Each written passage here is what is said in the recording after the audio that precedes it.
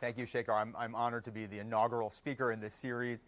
Just to customize this talk a little bit, I have 3 questions for the crowd. How many of you have heard the expression, data is the new oil? Okay. How many of you are petroleum engineers? None? How many of you eat food? Okay, everyone eats food. So we're going to go with food metaphors instead of oil metaphors today. We're going to call it How to Get a Great Job in Business Analytics as Explained with Food, as you enjoy your delightful kebab and curry. The reason why I think it's helpful to talk in terms of food is in part because food ingredients are like data and analyzing it is like cooking, right? So if you take a weird ingredient like this, does anyone know what this thing is? Yeah?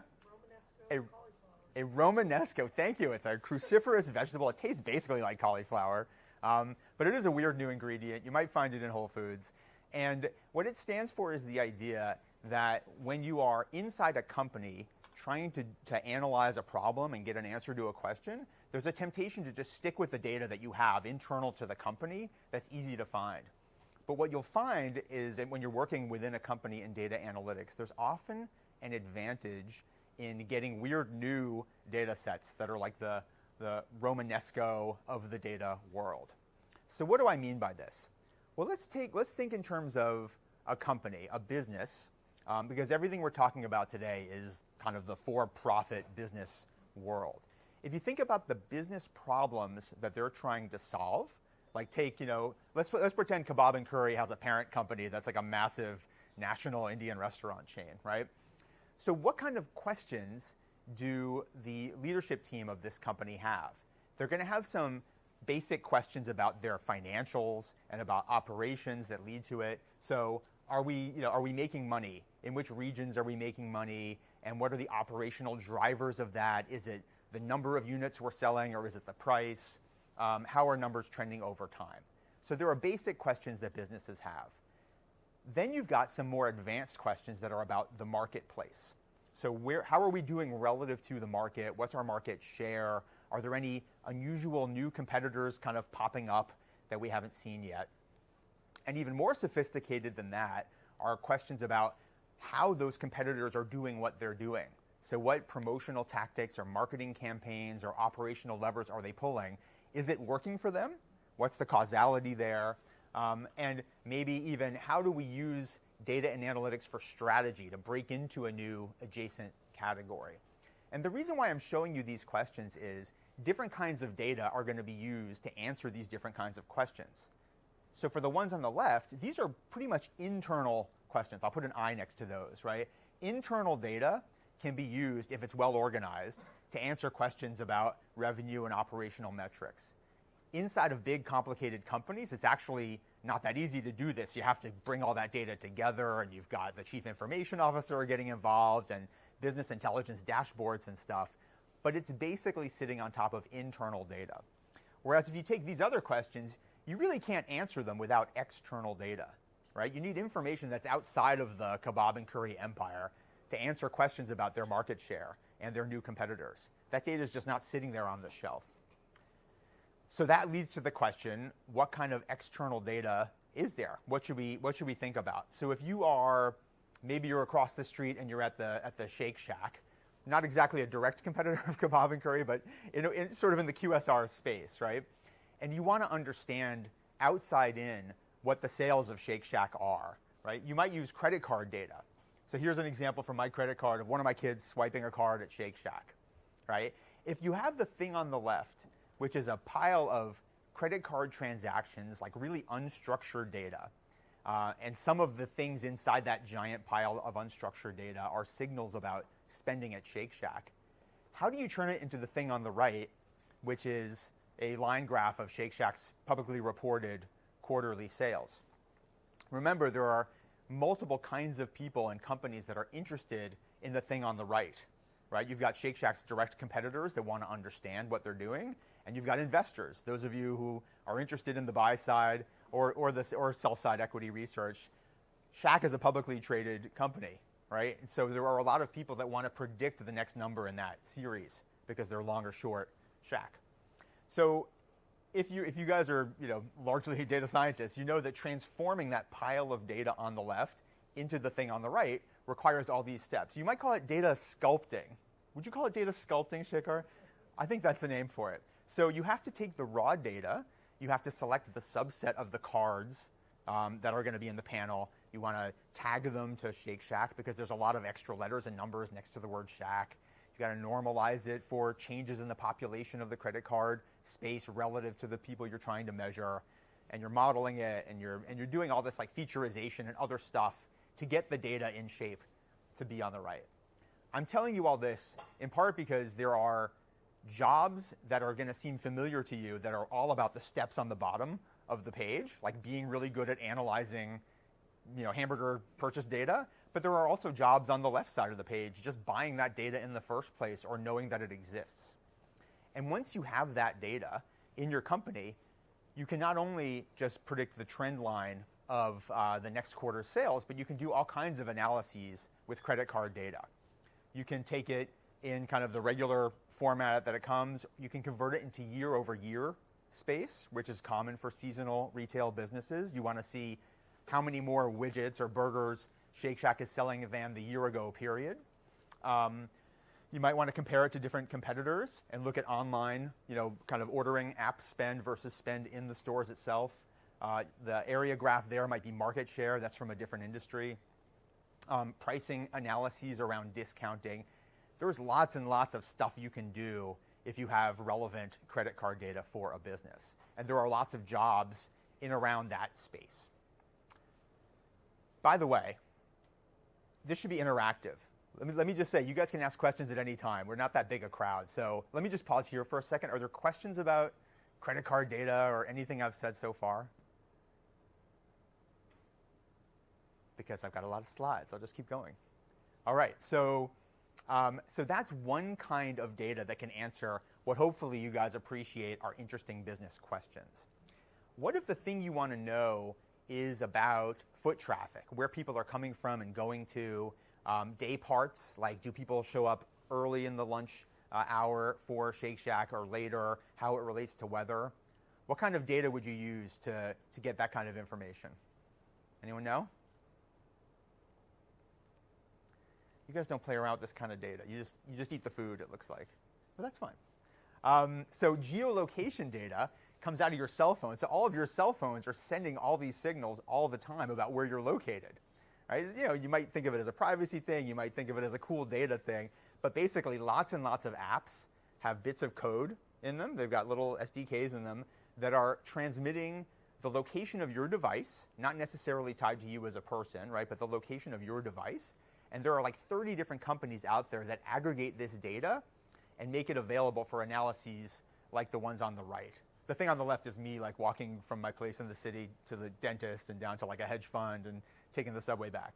But on the right, you see what you can do with this data when it gets aggregated up. And if a lot of you were looking at this during the COVID era, right, you might have seen analyses, Google mobility data or other analyses that showed these trends on the right, like what are the people, what's the trend in people kind of going out into the world to different kinds of stores relative to the year ago space, like 2020 versus 2019. And with geolocation data, you can break it out by industries and brands and regions of the country and so on. Maybe the kinds of questions that you want to answer in your business are not about individual consumer behavior, but they're more about events that could happen, like more predictive analytics questions. Well, there are weird data sets on that too, right? You've got event-driven data that comes from prediction markets. Does anyone here bet on prediction markets? What are you guys doing all day? You're not, come on. Okay, so Predictit, which was going to go out of business but has been kind of given a reprieve by the Fifth Circuit. Kalshi is another market on the left.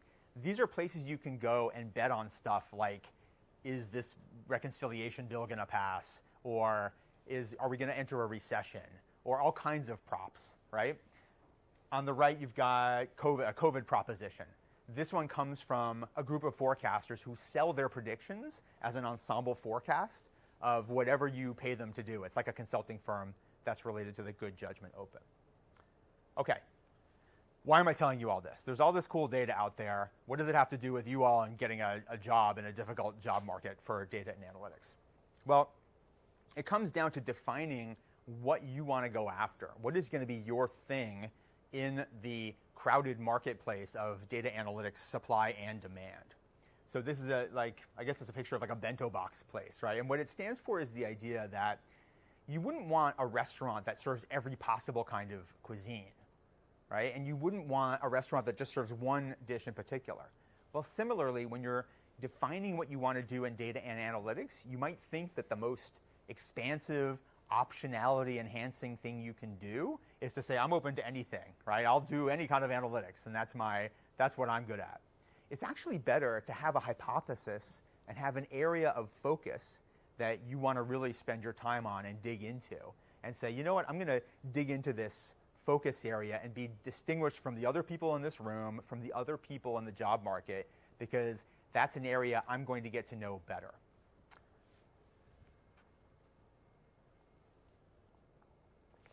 So what are some dimensions on which you can define that focus area? Those of you who do like consulting club stuff and think about consulting type language might have heard the term industry verticals. Does that sound familiar? So if you like, the typical way of portraying the jobs and the functions in companies is to say, all right, industries are laid out across the top of a page. Each industry is a vertical line. And then there are horizontals, which are functional focus areas like marketing and risk and operations. So here's an example from McKinsey of what that might look like. This is a bunch of industries set out in columns like travel and logistics and public sector and financial services, and a bunch of functional areas like sales and marketing and research and development and supply chain in horizontals. The size and darkness of the circle are just kind of McKinsey's idea of how much analytics stuff is going on, how much change in analytics is happening. Don't get too attached to the specific circles. I'm showing you the framework, really. The idea is that you could decide that one of those circles is your thing, right? You want to really get good at supply chain analytics in pharma, or you want to really understand the quick service restaurant, and you want to understand pricing. That's great. That's one way for you to establish your niche in data and analytics. But what if your brain looks like this? What if you're able to take in 5 different dimensions of defining what you do in data and analytics? So we've already talked about industry, and we've already talked about function. Some other ways that you can specialize in data and analytics would have to do with things like geography. So you might say, you know what, I really want to stay in the Boston area. I want to do data and analytics for Boston area companies, which are going to be heavier in biotech and financial services, or you pick a different geography. That's another way to specialize. Another thing you can do is think about the mode of how you're delivering analytics. So there are all these corporate jobs that I've been talking about. There's consulting, there's investing, there's startups. If you're across the street at the Entrepreneurship Center, you might build a startup or join a startup that either creates one of those weird data sets that we were talking about at the beginning, or has an analytical platform, right? There are lots of different modes for how you can have a data and analytics career. And then the 5th thing is, what kind of skill are you going to bring to the table? So are you going to be one of these people who's a really great coder, who's really good with data, moving it around, cleaning it up? Are you going to be really good at statistical analysis, or are you going to focus on business knowledge, business questions? Well, it's not an either or in that case, right? So if we zoom in on this blue thing here, right, you've got these 3 types of skills, and any of the combinations are possible here in terms of the skills of business data and stats. So when I think about all the job titles that are out there that I've seen in my career, that Shekhar was kind enough to summarize, you've got like these different kinds of jobs. And this is not, a definitive, agreed upon set of role names that everyone in the world agrees on. This is kind of my understanding of the different kinds of analytic jobs that are out there in the for-profit world, where different skills come into play, right? So if you go to a consulting firm and you're not super heavy-duty data programmer person, right? You might be at the top as a generalist consultant and say, I can handle Excel, I can handle data that's given to me, I can do the reasonable types of analyses that are needed to understand financials and marketing. Come on in, you can come sit down if you want. It's very informal. I'm getting a ton of questions. So you can be that person at the top, Or you could be on the bottom right as a modeler, someone who is building predictive models, but is basically having the data handed to him, right? Or you could be a person on the left who is dealing with data and is developing apps, but not particularly focused on where the data goes, right? She's more focused on perhaps like building just a great app or being a data architect or something. And then you've got every possible combination of these things. I would put data scientist kind of in the middle. So the more you've got all three skills of being able to handle big, weird, unstructured data sets, being able to analyze them with statistical rigor and build predictive models, and visualize the results, and actually knowing what the business does to make money, right? You're in a better position the more you're in the middle, but that's not the only place to be. Anyone want to fight me on that? Anyone have a different understanding of a data scientist? Do they usually have questions, or am I just intimidating? You are just too intimidating. What if I was like, hey, yeah, there, thank you.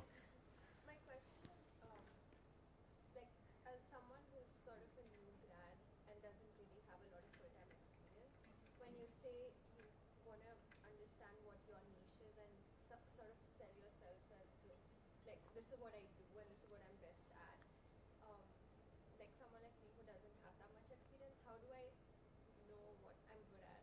Or, like, how do I pick what my niche is?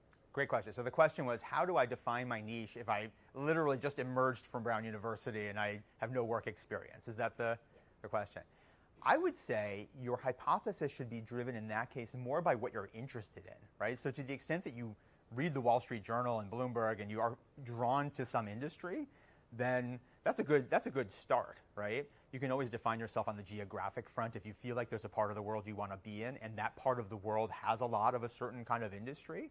But I'd be driven a little bit early on by what you're passionate about. I'll tell you, as a default, that will often be B2C, consumer businesses, because we all know them, right? We all fight with our cell phone company, and we all go to Shake Shack or Kebab and Curry, right? Consumer businesses are often a good place to start, just because you've got intuitions about what's wrong with them. If you put it in terms of like the Entrepreneurship Center, you've got like, you can kind of define the problem there, because we all have horrible interactions with health insurance payers and with banks and with, lots of ideas can be generated about how you can use analytics to make that company better. Does that make sense? Yeah. Okay. Other questions? Okay, so let's say that we've gone through that process and we've thought about what we're good at, what we want to be good at. Maybe we're aspiring toward one of these circles. The next question is going to be, well, where should I apply, right?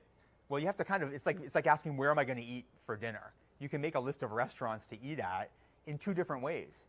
If you know that there's a certain time and place you want to be, you can just search on OpenTable or Resy to find the restaurants that are open on, Thayer Street tonight at 8 o'clock. Or you can say, these are the 5 places that I've always wanted to eat at. I'm going to try to tick off the items on that list. It's the same thing with companies. So your instinct might be, let me start bottom up and just apply to any company that has a job, especially now in a difficult job market. I'm going to see what's on Handshake. I'm going to see what's on LinkedIn. I'm going to do a Google search. That's not bad to do. I feel kind of bad drawing a line through it here. It's just you don't want to just do that, right? You also want to have this hypothesis about where you want to be. Your 20 to 30 dream companies, that like realistic dream companies where you really want to work, that are in your focus area, however you define that, whether it's by sector, function, modality, geo, whatever. Okay, so it's just generally good advice for someone seeking a job that you want to have this kind of starter list. So again, the first method on the left looks like this, right? You go bottom up, you type entry-level data science jobs. Google knows where you are. They come back with this list. You do the same thing, on LinkedIn or Handshake, and that's fine, right? It's not bad to do that, to have an awareness of the jobs that are out there. It's very unlikely to it's very unlikely to result in you getting one of those roles unless you've got something that really sets you apart. Going this way, top down, and saying, I want to work for a big retail bank in the US because I know there are advantages of scale and I'll learn a lot about the industry and I'll have more mobility within the enterprise and I have a lot of cool ideas about banks and credit cards. Like, you can make that list, right? All of you have the ability to generate a list of the 20 to 30 US banks that seem cool, and maybe you strike out Charles Schwab because it's a brokerage and you really want to work at a place that has bank branches and credit cards. I would recommend forming that list of top-down companies that you're really interested in, because it helps focus everything else that follows. Questions about that? Because now we have to start harvesting information about those companies, right? So what does it mean to go after those 20 to 30 companies? You might think that this stage of the process is about aggressive networking to knock on a bunch of doors and see who has a job for you. It's probably not that good to cold email an alum and say, do you have a job for me? Right? They tend not to. I don't know if anyone's tried it and had amazing success with this, but the odds of that one person having a job and being willing to offer it to you on the basis of your beautiful email are they're kind of low, right? Has anyone heard of the expression informational interviewing? Okay.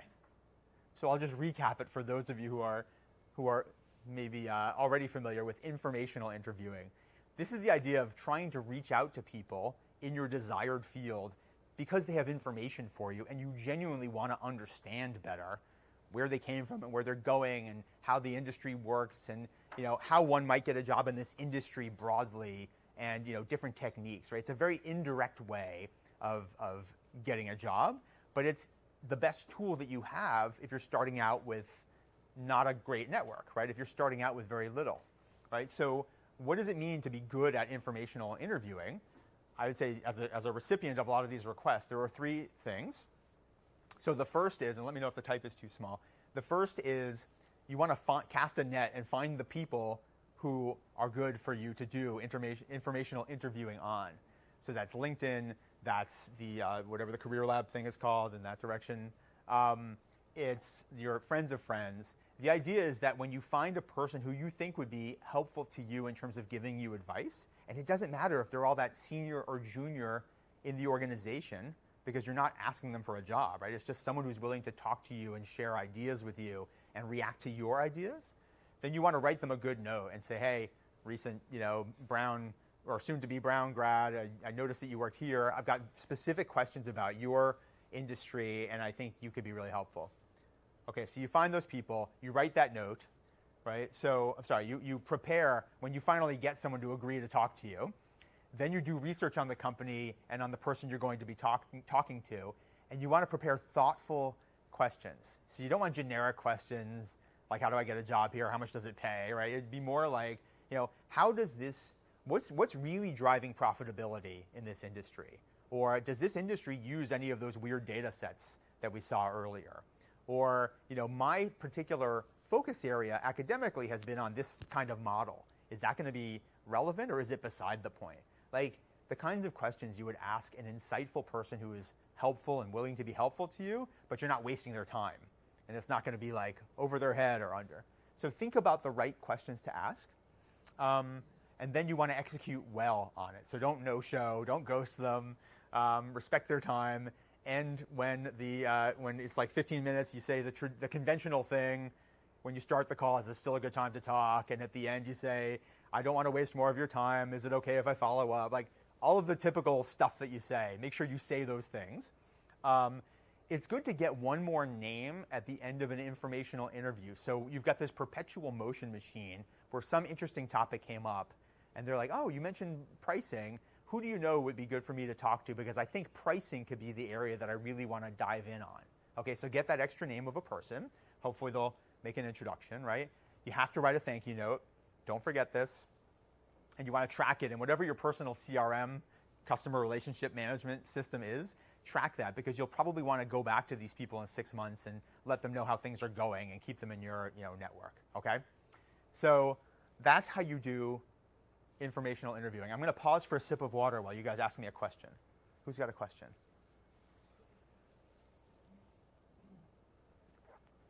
Yes? In your experience of doing this throughout your career, could you talk about some of the people that you were really excited about talking to and you established an initial connection with them, but then they stopped replying your emails or you just feel didn't Yeah. How do you kind of like find another path from that? Got it. Okay, so the question is, what's an example from my life where the informational interviewing started out great and then it turned into like a bad Tinder situation where they ghosted me and blocked me and then they weren't calling back. I mean, I don't care if this person never talks to me again because I'm just here to be helpful to them. I will say, to the extent that people mess up on the basics on the right, I will block them basically. If they set up time with me and then they no-show and then they write an apologetic note 3 days later, then I mean, look, this isn't for me. This is for the student. That's pretty rare, right? That big a miss, right? Now, on the positive side, the conversations I've had as a informational interviewee that have been most exciting are people who have actually gone and looked at my blog and they understand what I do. They know I do a forecasting contest and I write about food and analytics, and they say, oh, I'm really interested in forecasting too. In fact, there was a Brown DSI student who reached out to me like 2 years ago with exactly that, message, maybe 3 years ago, with exactly that. We had a great conversation, and he ended up getting a great job, and I was just sort of kind of kibitzing on the side. But the point is, you can do it really well, you can do it really badly. It's really up to you. Is that good? Yeah. Okay. Do you have another question? Me? Yeah. Was that it? Okay. All right. I have a question. Yes, you. So, how far in advance before graduation would you recommend people start this? Because if you do it too much in advance, it becomes cold, right? The lead becomes cold. Yep. What do you think would be an optimal time to start this?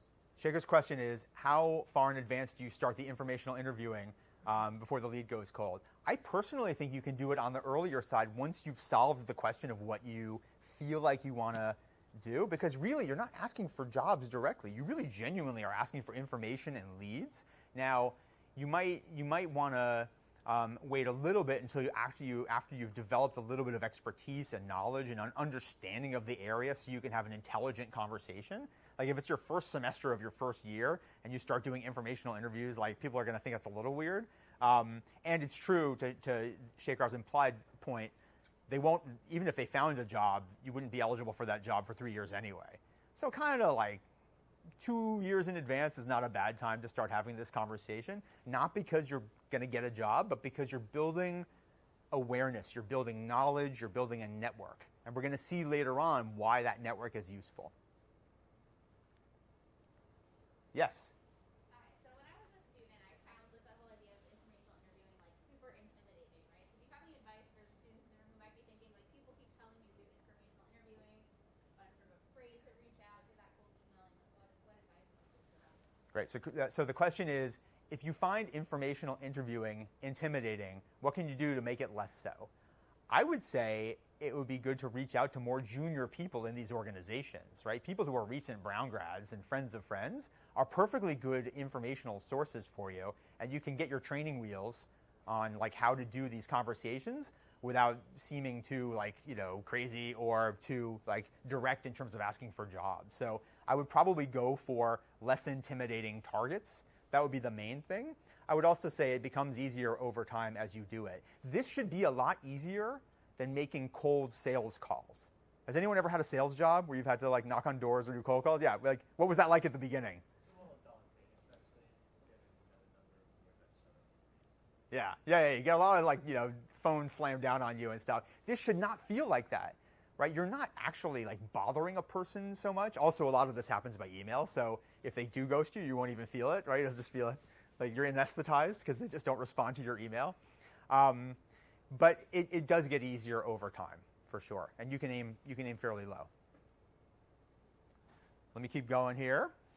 So when you are thinking about these, all this informational interviewing in your focus area, you want to set up what a chef would call your mise en place, right? You want to do your prep work ahead of time to get your lemon slices ready and your capers and your shallot and your parsley and stuff. So what does that mean in terms of a stupid metaphor? What am I talking about? Well, the idea is that you don't just have a resume with basic facts on it, right? You have multiple documents. You've got a resume, you've got a cover letter, and ideally you've got a working deck, right? You've got some work sample that's relevant. Okay, so everything needs to be neat and eloquent, but also it's actually helpful to have a work sample, and it's a thing you can do proactively if you feel like you're spinning your wheels and having little success in breaking in with these informational conversations. Maybe you have one already, an analytical work sample, by which I mean like a PowerPoint deck that reflects an analysis that you did at Brown. That's a kind of coherent storyline with an executive summary in the front and little graphs and stuff in it. And it all kind of shows that you can do completed staff work. But it's okay if you don't have that, because you can just make it, right? There's nothing stopping you from doing an analysis outside in on any topic, on any industry that you care about. Remember, you got the 3 different kinds of analysis you can do, right? Descriptive analytics and predictive and prescriptive. I don't have to go through what all these things mean for you, but like a descriptive analysis is what's going on in this industry, what's causing what, like what's happening. Predictive is what's going to happen in the future, or in the financial markets, if it's between the quarter end date and the print of the earnings announcement, like what will be revealed to be true about the recent past. And then everything should really end with something at least a little bit prescriptive, right? You don't do an analysis without making some recommendation at the end of it, right? So therefore, on the basis of this analysis, what should we do next? What should we stop doing? What should we research next? You can do this outside in on any topic. What kinds of data sources are we talking about? You could use just Google Trends data, right? Google Trends data for almost any consumer thing that you care about in any country that uses Google is really very flexible, very voluminous, really interesting. So you can do tons of cool analysis on that. Just make sure you normalize it the right way. If you guys don't know what I'm talking about, it maxes out at 100. So just be careful stitching together different Google Trends sets. You can, especially in the social sciences, you can really use a lot of GSS data from the General Social Survey. Really long longitudinal data, tons of questions, weird, all kinds of ways to slice it by other dimensions and demographics and stuff. But it's like attitudes and opinions that could be relevant to companies that you're talking to. You've got consumer expenditure data from the Bureau of Labor Statistics. There are just so many government and other public data sources that you should be able to creatively dive into any company or topic that you're thinking about. So don't just sit there spinning your wheels and lobbing, resumes into Handshake and trying to get informational interviews. Also think about whether you can do a mini deck, right? Like a 5 to 10 page PowerPoint deck where you say, I'm just interested in US retail banks. I really want to understand how Wells Fargo is coming out of the crisis that they had with the regulators.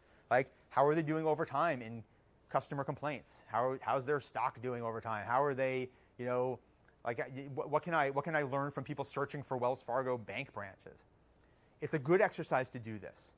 Not because you're going to slap it on the table in your interview, although if someone asks you for it, you could, but because it gets you thinking. It gets you thinking about the problems in the business in a practical way and cool data sets that might answer them. Questions about this? I have a question. Shaker. So let's say I'm interested in 2 or 3 industries. I create 2 or 3 of these analysis samples. Would you recommend, in the process of doing informational interviewing, would you suggest that that you send it to whoever you're conversing with and say, I've done this and I would love to do more of this. Can you give me pointers to whatever, So Shaker's asking if, having done all this work, you mail it out in the first contact to people that you're going to talk to. I would say no. I wouldn't mail it out right away, right? I would reach out in the normal kind of non-scary way and just say, hey, I found you on this. I know you work on this area. I'm actually really interested in problems of customer satisfaction in banking. I've been doing research on it. Would love to talk, okay? As the conversation goes on, you reveal that you've done this work, right? And maybe at the end, if it's a really good conversation, you say, you know what I would love? If you could react to my analysis and tell me what I got wrong, right? Then you mail it to them. You'd be like in the top decile of informational interviews that person had, if it plays out that way. If you just mail this thing out, nobody likes homework, right? Nobody likes to receive a thing to read as the first contact. But if you can be buttery smooth like that and just sort of work it into the conversation, that's the way to do it. Be buttery smooth. Okay, so you've done all this work sample stuff. Now it's time to interview. It's like a cooking competition. Oh, sorry, you got to visualize the data as part of the talk. Okay, so it's like a cooking competition now. It's showtime. You get an interview somewhere. I don't know what that guy's doing, but you are trying to do well in this interview.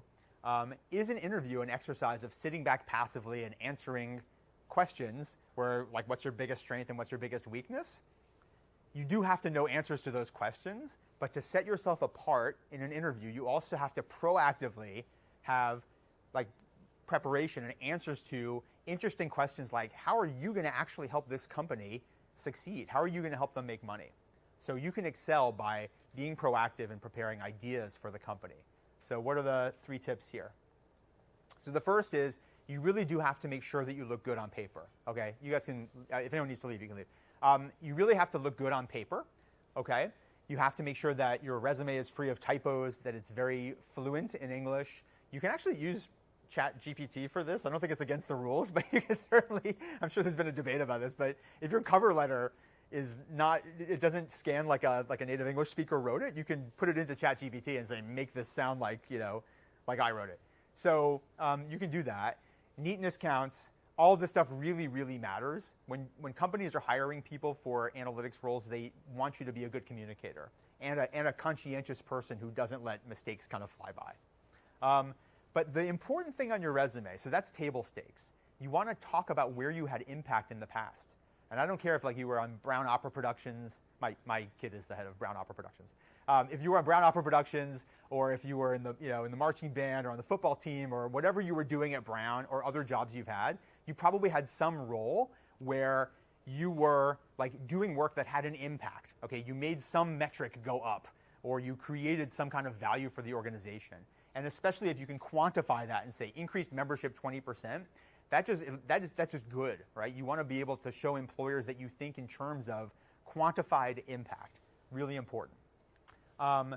You want to be proactive ahead of time, research the company, research the person you're going to talk to see if they've just been there for 5 minutes or if they really know the whole business and they've been in different parts of it. You want to understand value drivers. How does this business make money, and what levers do they need to pull on to make more money? Then here's the key, right? If you can prepare 3 ideas outside in, even if they're a little naive, no one expects you to be an expert in the retail banking industry, but you might look at it outside in and say, okay, I think there are 3 things. My guess is if I were an analyst in this company, these are 3 kinds of analyses I would do that would help this company succeed better. So like when I was at DirecTV, anybody who spends 5 minutes researching DirecTV knows that their biggest problem is customer churn. So you would say, all right, well, what would I analyze to solve the problem of customer churn? I would look at price elasticity. I would look at which competitors are coming on strong. I would look at if the weather has something to do with it. The idea is you're ready to answer the question. If the interviewer asks you, what ideas do you have for us? You don't want to be caught without ideas, okay? And then finally, at the end of an interview, they always ask you what questions you have for the interviewer. You want to avoid really boilerplate questions. You certainly want to avoid logistical questions like how many days of vacation I get, and what's the dental plan. Right? You want to ask questions that are substantive, that get to the interview story. Tell me how you got to where you are. Questions that relate to the conversation you just had with a person for half an hour. And if you've got these hypotheses in your back pocket about analyses that will help the company, this is a good chance to ask that. You can just say, hey, I noticed you guys have a churn problem. Do you do a lot of analysis of pricing, or is that not relevant here? That's an amazing question to ask, right, at the end of an interview. That sets you apart from the other candidates because you show that you've thought about this business. It's not just one on a long list of interviews you're doing. You really want to come in and help the company. Questions about this? Yeah? What's your advice on for students to understand the value drivers? So the question is, how do you understand value drivers outside in? I honestly would just say, read a lot in the newspaper, do a news search about this company and see what's good and what's bad, especially the financial news. They'll talk about the things that are important that are making the stock go up and down, and that's often a proxy for whether the net income and other things are going up and down. So that's a good way to get started. And think of it imagine you were running this company and you had to come up with 3 ideas. Just start with those ideas. You could also just use consulting frameworks, right? Because a lot of consulting, if you've ever done case interviews for consulting, a lot of them are just basically this question, right? How does a company make money? It's revenue minus cost. Revenue is price times quantity. So you can kind of get into it with consulting frameworks. Question? Was there one more? That's answered. Okay. The reason why it's important for you to distinguish yourself in this interview is picture me trying to hire someone for a role on my analytics team, right? So one of my data scientists wins the lottery and moves off to Vancouver Island or something. So I'm trying to find someone to fill that role. So I start at the top of this pyramid, which is, are there other people on my team already who want to shift in and fill that need, okay, who I think would be good in this role. If I'm in a big company, I'm going to look for people who are in other parts of that company who might be able to come over from the financial analytics group over to my analytics team. If I have a good friend in the industry or otherwise who can recommend people, there are two versions of this, right? So a good trusted friend of mine says, this person's amazing, hire her for any role right away. That's great. A strong recommendation from a trusted contact is great. There's also the kind of the okay recommendation, not bad, but just the, hey, I just talked to this person. She did an informational interview, and she seemed kind of sharp and interesting. Like maybe you want to talk to her. That's pretty good. That gets you on the pyramid here. Then you've got all the people who apply on paper for these jobs, right? The ones who have extremely relevant experience from being in the world, and finally the ones who are just really smart, have the intrinsics, and are and very gung ho, right? So you've got all these different people. By the way, this is just the tip of an iceberg, right? This is already the top 10% of people who might fill this job.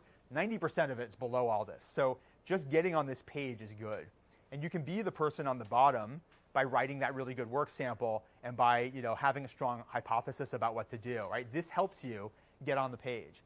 If you do a job in the same industry but not for one of your target companies, that can get you on the second rung of the ladder.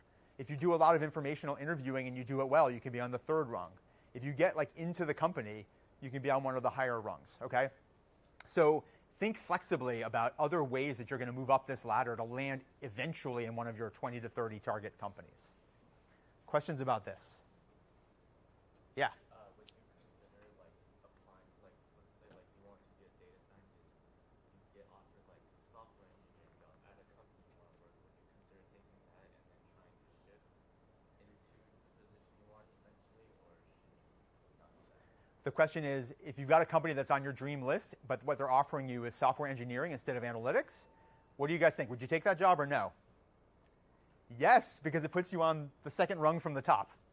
Okay, if you succeed in that role, you're in that enterprise now, and you have the ability to network within the company and to show that you're a good general kind of skilled worker with good data management skills because of the software engineering, and you'll be aware of all the job openings that happen inside the data analytics team. So after a year or two, absolutely take that job.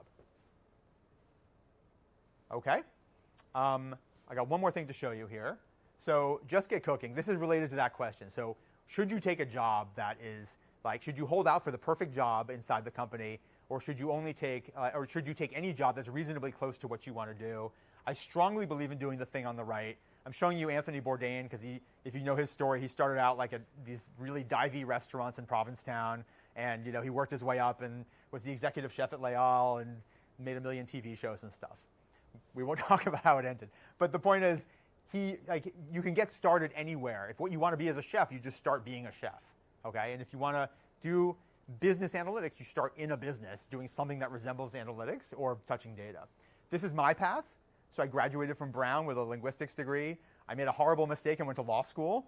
I practiced law for 3 years. I was a litigator in DC. I was really fortunate to get a job in consulting and to start over. So I went to McKinsey in DC. Thought I'd spend 2 years there and ended up becoming a partner and spending 11 years. Then eventually had the jobs that Shekhar mentioned, the 4 different corporate jobs. And for the last 4 years, I've been on my own consulting, teaching, and writing. You don't have to go in this order. Definitely skip law school, but you can skip around in different orders. If anyone's talking about law school, please come to me, and I'll rescue you. But you can go in any order here, okay? And your life is going to take a bunch of twists and turns. So just think about what you want to do. And that's it, if there are any questions. Yes? So let's say you end up at a job that you don't really like. How would you suggest, what steps would you take to try to find the next opportunity? You end up at a job you don't like. How do you find your next opportunity? One thing I'd say is if you just don't like it a little bit because your boss is a jerk or whatever, it's worth sticking around for what looks like 2 calendar years, just so it looks like you're not hopping around too much. And the boss could also get fired anyway. Very often, everybody in this entire stack is changing all the time. So if that's the problem, then just kind of waiting it out is fine. After a year, also you can try to laterally move within the company. But if the whole thing is a mistake, like my being a lawyer was a mistake, you desperately try to get out. You kind of start over the entire process, right? And you're forming a new hypothesis about other companies in the same industry or a completely different industry, and doing the same outside-in work that you would do if you were starting out here, but with a slightly better edge, because hopefully you've done some relevant work that's functionally relevant to the new company you'd go to. It's better to hop like on one dimension at a time, like a rook, on that industry vertical and horizontal thing, as opposed to trying to make diagonal hops. That's my advice. Yes? How useful do you think career fairs are? Because when you go into a career fair, it's like a lot of tables, a lot of recruiters, and even if you talk to someone from a company, the recruiter might not be an expert in Analytics. in analytics in the position that you want, or even know like the scope of the projects that you're going to be working on, and they're there to answer basic questions about the company. The question is, how useful are career fairs? There are these weird cattle calls. Like, it's clear you're not engaging with the chief data analytics officer. Like, what's the point? The point of a career fair is more the left side of that page of the bottom-up analysis of like what's out there. It's more for your situational awareness of the kind of jobs that exist, and the off chance that you might hit it off with somebody that you run into and have a really good conversation. It's never going to be your primary tool, I think, for finding a job, because your primary tool should be the right side of that page, or the top-down, find the 10 banks kind of approach. But I wouldn't skip career fairs. I wouldn't skip going to Career Lab. I wouldn't skip Handshake. Like, do all those things, but just know that they're the kind of the less likely path. Yeah. So just anecdotally, I was an undergrad here at Brent. I got my first job out of college at the career fair. So Okay, good counterpoint. So yes, definitely do the career fair. But it could definitely. I made a recruiter. They really liked the program and department. They really liked to recruit out of certain departments at Brown, and so they sort of handed it around to the hiring managers, and a few months later, someone reached out to me. So it can be helpful. But I think it's kind Yep. of what you were saying is that when you're looking for applications, you want to get the sort of qualified applicant at the bottom of that pyramid, and that's kind of where they were. Yeah. Yeah, it's a both and. I think that's the right approach. If you go to the career fair, you know there are 3 companies you definitely want to talk to, you prioritize them, that's great, and it could always work out in your favor. So I wouldn't skip. It's a better way to use your time than staying at home watching like Netflix, right? But you also want to do the other top-down stuff. Do we have time for one more? If you do have other questions, go to my blog. If you go to that braff.co, there's a whole section for analytics talent, and you can read a couple of things I've written, some of which rehash the stuff you've seen here, but hopefully it gives you some ideas. And good luck in this challenging job market. I know you can do it. Thank you very much, Adam. Is that it? Are there any, I don't know, closing remarks? That's it. Go to the next one of these talks.